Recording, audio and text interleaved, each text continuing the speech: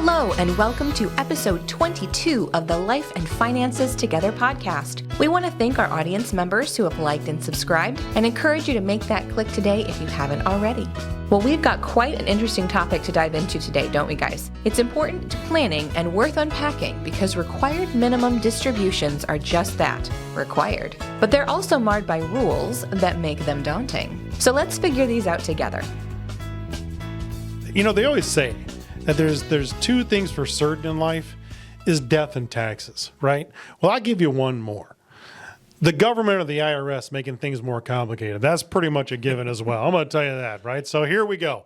We're going to talk about required minimum distributions, RMDs, and I'm going to throw a whole bunch of different acronyms at you as it relates to beneficiaries. I know you're on the edge of your seat. Can't wait to hear what Jake and I have to say. And with all this stuff, it revolves around two acts. And this is probably the only time that the government hasn't done anything where it's complicated, because they did us a favor, right? The first act was called the Secure Act, and then there was a second act called Secure Act 2.0, which made the first one 1.0, or maybe just the Secure Act, but they named it the same thing. So we thank you for that and making it a little bit less complicated. But there's some changes that came with those two acts. Yeah, as soon as you stop looking at the cover of what the acts are titled and you flip over the page into what they wrote into law, then it starts to get complicated. I think the first one was 4 lines. Too much credit. The second one was about 1,000. Yeah, gosh. So, RMDs used to be such a simple thing that have now become so convoluted, and that's what we're going to talk about today. It used to be, like I said, very simple. Right. You know, start at age 70 and a half, which you could even say, hey, why 70 and a half? Why would it start at half a year? Did we ever look that up? Why was the half? No, I have no idea. I've been doing this for 30 years. I'm going to have to look that up and see why it's the 70 and a half and early 59 withdrawal penalties, 59 and a half. Yeah. Where does this half year come into play? Who knows? I really have to look into that. Yeah, but it was pretty simple. In the year that you knew you were turning 70 and a half, or the year following, you'd look at a table called an RMD table. There's a lifetime table and then a joint life table if your spouse is more than 10 years younger than you. But basically, you find the factor on that table, divide your year-end IRA balance by that number, and that's what you have to withdraw in the following year. Pretty simple. Secure Act, now Secure Act 1.0, changed that RBD, that required beginning date, from age 70 and a half to 72. Yep. Okay? Pretty simple, not a lot of changes. Now we take Secure Act 2.0. Again, all we do is add a 2.0 at the end of it and just throw a ton of confusion into the mix. Right? Fun. Yeah. First and foremost, now the age has changed again. This required beginning date now changes from originally 70 and a half to 72. Now, more confusion. If you were born in 1959 and before, the required beginning date is 73. If you were born in 1960 or later, now it's 75. So that's one layer of confusion that, okay, now you got to think a little bit. But on top of that, now we've got 3 different types of beneficiaries for inherited accounts that Roger and I need to define for you. And understand what we said there is, the key thing there is inherited accounts, right? So you're talking about eligible designated beneficiaries, non-eligible designated beneficiaries, and non-designated beneficiaries. I get confused on this thing. I'm trying to make sure that I get it right. I'm not even going to use the acronym because I'll mess it up. So we look at this, the first one, EDB, the eligible designated beneficiaries. And this is the most common. You know, you're talking about surviving spouses. You're talking about minor children, disabled beneficiaries, those that maybe have a chronic illness. And we're talking also about those that inherit this that are not more than 10 years younger than the account owner of the IRA, right? So this is common. This is kind of the easiest one. And when you're looking at the EDB, as it relates to a spouse, the spouse still has this capability of taking that IRA from maybe their deceased spouse and rolling it to their own IRA. And the unfortunate part in our industry is that it's just blindly done. Well, you have to do a little bit more work on this to make sure that rolling it to the surviving spouse is the right thing to do. You're going to have to look at what are the income needs. You're going to have to look at the ages of the deceased spouse versus the surviving spouse. So I'll give you an example. If the deceased spouse was over, the required beginning date, right? This age of 73 or 75, we're really looking at, maybe right around 70 and a half, whatever that is. Let's say that the spouse is older. This deceased spouse is older. So maybe they are going to be subject to RMDs sooner, right? It's going to come a lot faster. And let's say the surviving spouse, right? So we'll call her Jane. She is younger. And that would mean that what? She doesn't have to start taking RMDs as soon. If that's the case, that's one example, one criteria. Maybe what she's going to do is roll it to her own name. That would kind of make sense, right? If she doesn't need the money, doesn't need to take the RMDs.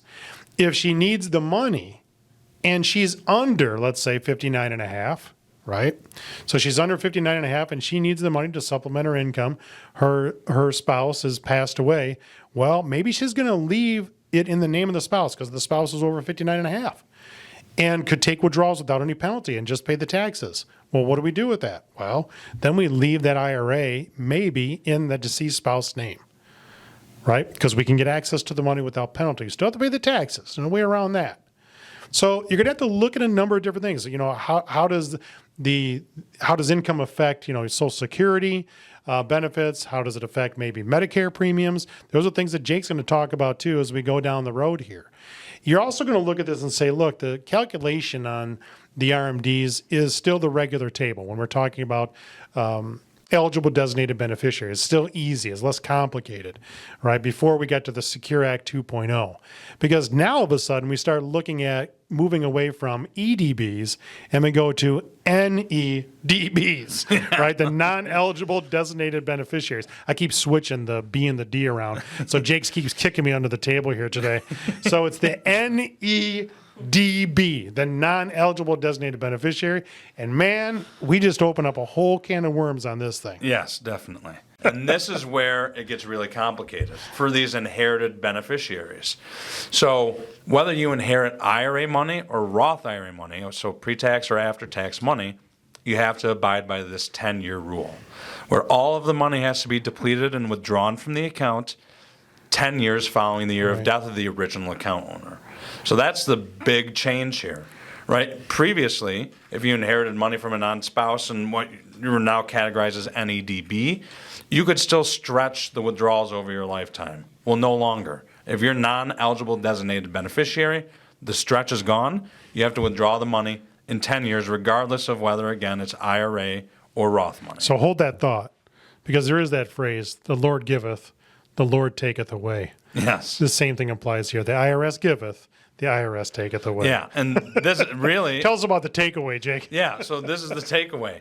This can cause a tremendous amount of tax implications for your financial plan. Let's say that you inherit $1 million. You have to withdraw $1 million from an account that's pre-tax money in 10 years. Right. Let's just say you did it evenly over the 10-year period. $100,000 a year of this taxable investment ordinary income, that's going to cause your tax bill to skyrocket. You're very likely going to get pushed up into a higher tax bracket. So are there ways that we can try to plan around this? Yes, but because the stretch is gone, we don't have as much time where we can plan around this tax situation from inheriting IRA money. That's why, and we're telling our clients this, for the beneficiaries, it's a lot more beneficial to inherit Roth money from you. Right? So one of the things that we're talking about, along with other aspects of the benefits of converting to Roth, it's also beneficial for your beneficiary to inherit Roth money from you, because even though you're subject to this 10-year rule on inherited Roth money, you don't have to take any money out until the 10th year. So we often will recommend delay until the 10th year and get 10 more years of tax-free growth, not tax-deferred, tax-free growth in this Roth IRA, and then just deplete the money out in the 10th year. Right? So a lot more flexibility with the Roth, and you don't have those tax implications. Again, with IRAs, not only do you have to abide by this 10-year rule, you may also have to take required minimum distributions every year too. You could say, hey, I just want to wait until the 10th year to take all this money out of the Roth. Well, you might not be able to. What you have to look at is what's called the at least as rapidly rule. Right. And basically, to put this into layman's terms, you have to look at who the original IRA account owner was and if they were taking RMDs when they passed. If they did, the new beneficiary has to take RMDs as well. The way that we like to put it, once the RMD faucet turns on, you cannot turn it off.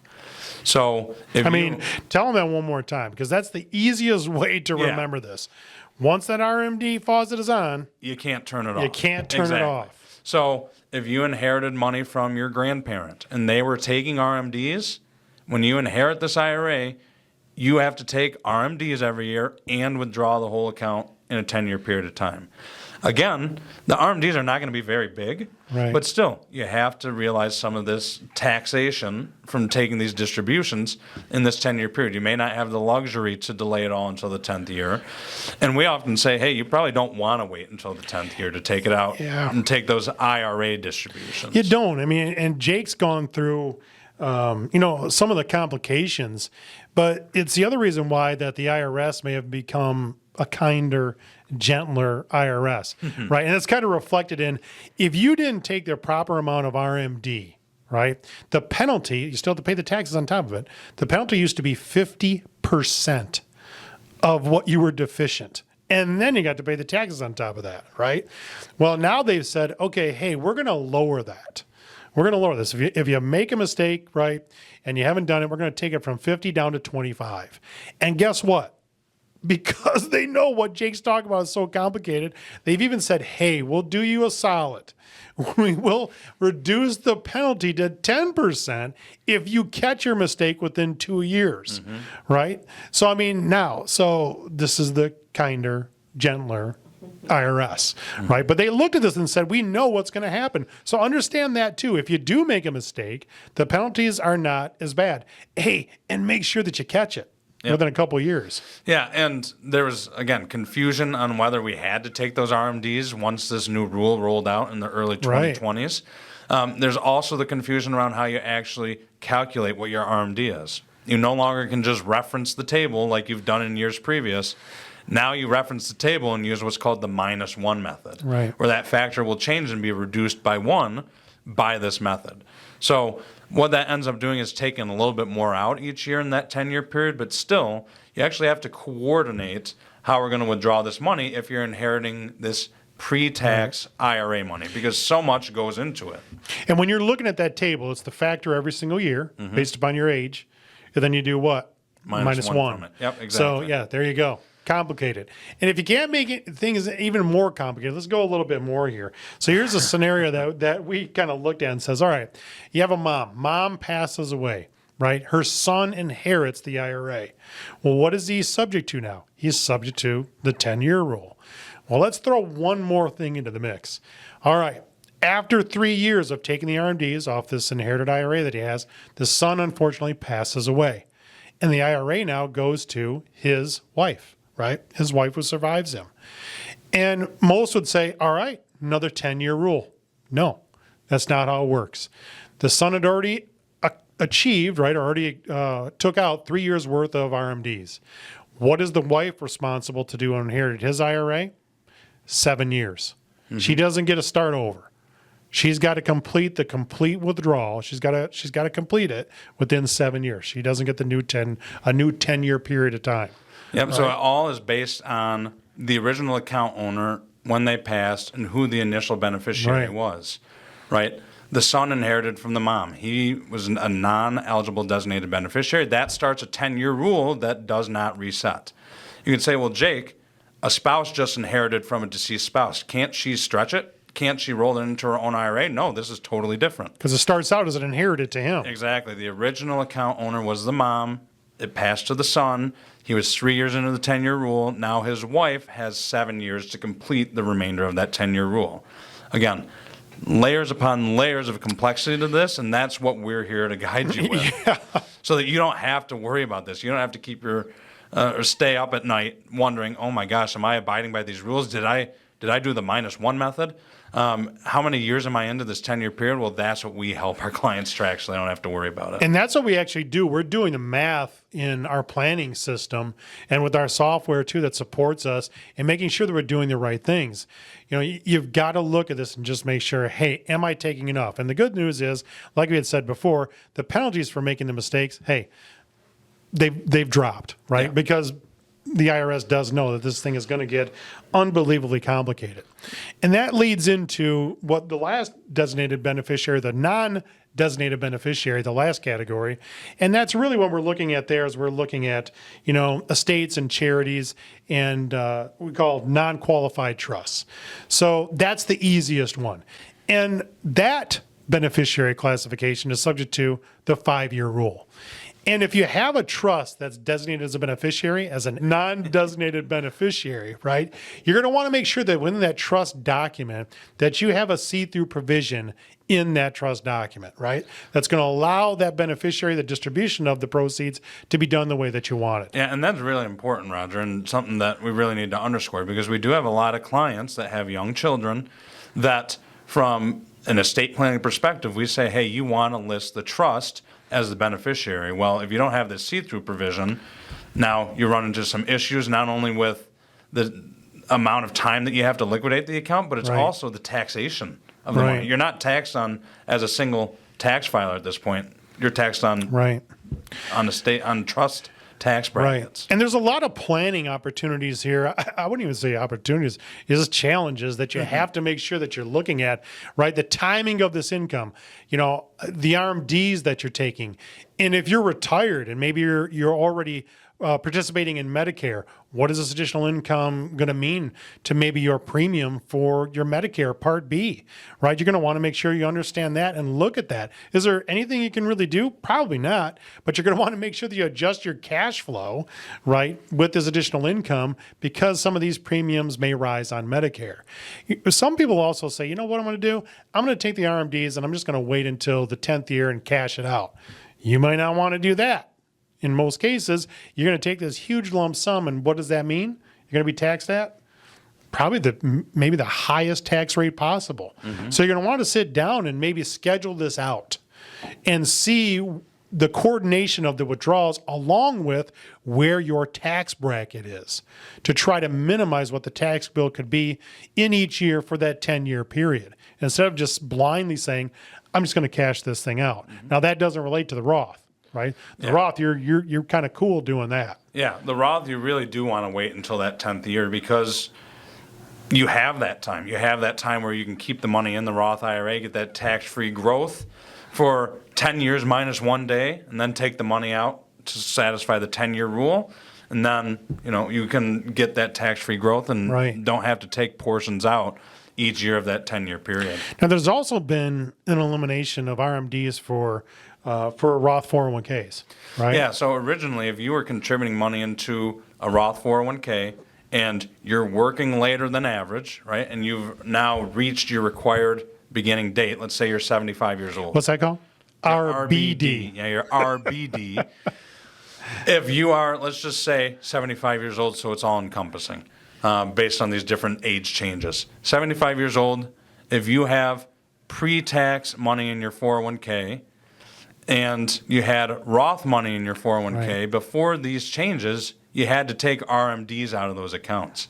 Now, for both pre-tax and Roth money in a 401k, if you're still working beyond this required beginning date, you're still working and actively contributing to your 401k plan, regardless of the money type, the IRS will allow you to delay taking RMDs from your 401k account. So now the employer plan RMD rules, and we look at this and say employers may offer different choices to delay RMDs. Is that what you're talking about there? Yeah, exactly. Okay. So, and then one last thing is we call these things these QCDs, right? There's one more acronym for you. So the Qualified Charitable Distributions, right? So the $100,000 annual QCD limit is going to be adjusted for inflation now, right? So they're going to make adjustments. It's not just going to remain at $100,000. So there's some planning that you can do with that in making these donations, you know, to charities. So there's so many things that are going on with these RMDs. Jake and I have just scratched the surface.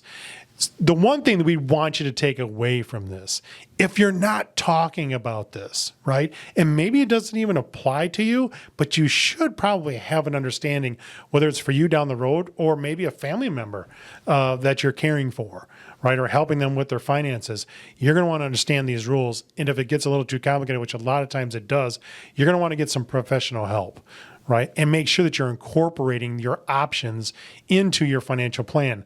Looking at this from the standpoint of, hey, what are my alternatives and what is the impact going to be when we do the math on our financial plan calculations? Understanding all these different types of beneficiaries, understanding the rules, the tables, the calculations, what the tax impact and the penalty impact is, until you get your hands around this. And this needs to happen before you retire. Until you do that, and you don't have to be an expert on it, but just understand what your options are. Until you've done that, then you really haven't brought life and finances together. Thanks so much for watching, for listening, and for learning about required minimum distributions with us today. For questions about our financial services or finances in general, please check out our website. That's reinveltdavid.com. Send us an email, give us a call, and of course, please like and subscribe to our podcast and stay tuned for our next episode. This podcast is for entertainment and educational purposes only and is not intended as personal financial advice. Before making any financial decision, please do your own research and consult a financial advisor as needed.